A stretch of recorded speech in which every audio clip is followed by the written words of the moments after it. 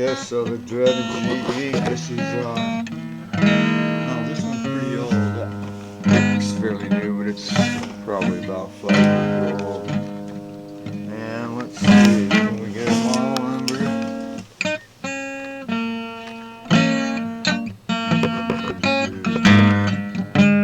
GDF. Hard to read. And got no power. So this is likely to be the this has got that special cover. You don't see any screws, which you normally see screws on it. You have to take it off through the bottom.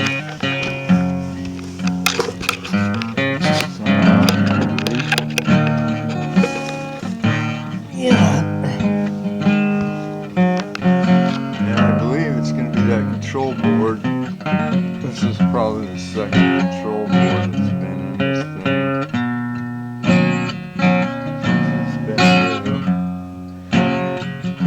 But just to make sure, you want to check the power to make sure we got power here, just like on the last one I did.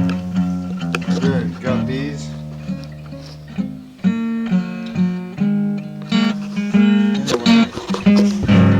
This is the non-contact volt detector. You buy them at hardware stores for about $7 or $8.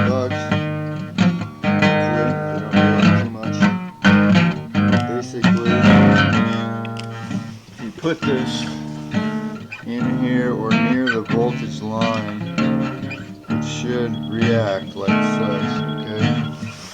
Pretty easy to use. It's like a no-brainer thing, right?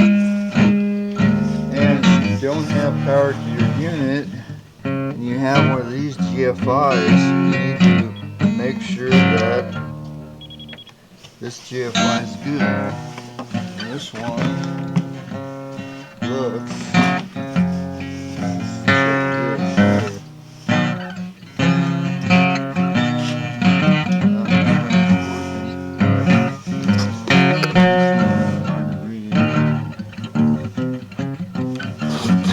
but yeah, so you got kitchen appliances, you want to look at your GFIs.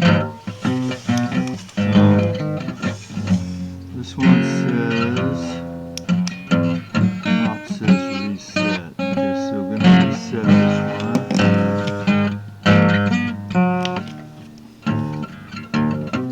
That one. Let's test. Let's reset. So, some of them have a constant green light. It's a trip. So, you should have power now.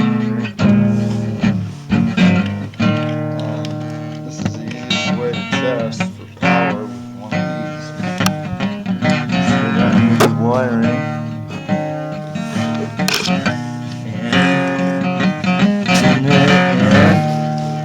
And we got power. We got power to the unit. And it's going to be that brain inside there. And I'll give you a quote on the brain installation.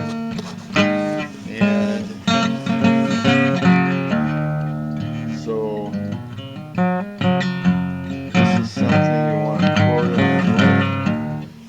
them right off the bat and set a time, tell them how long it's going to take, because what happens is sometimes people will, if they don't have and you don't set some sort of comeback repair schedule, they're going to bump you off their list, right? That has happened to me before. So that's your GE tip for today. Thanks for watching.